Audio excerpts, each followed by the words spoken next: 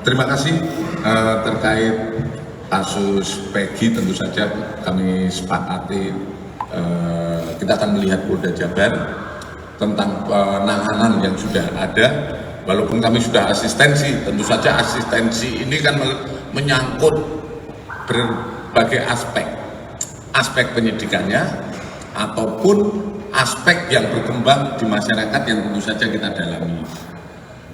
Kalau penanganan ini tentu saja masih kita percayakan pada Polda Jabar untuk menangani, karena di sana juga ada penyidik-penyidik. Tentu saja kita dengan apa yang menjadi putusan hari ini adalah putusan yang wajib hukumnya, kami penegak hukum tunduk dengan putusan yang sudah ada.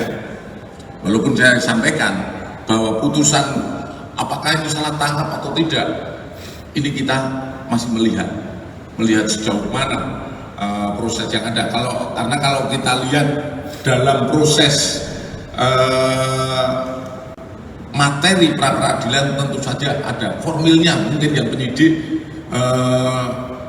tidak melaksanakan formilnya, walaupun kita belum, tetap kita pada prinsip adalah praduga tak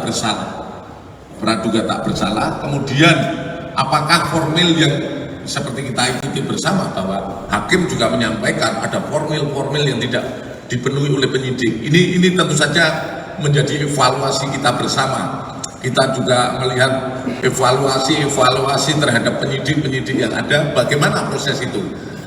Namun pada prinsipnya kita, yang tadi disampaikan Karopenmas, kita akan tunduk dengan putusan ataupun putusan hakim yang sudah ada.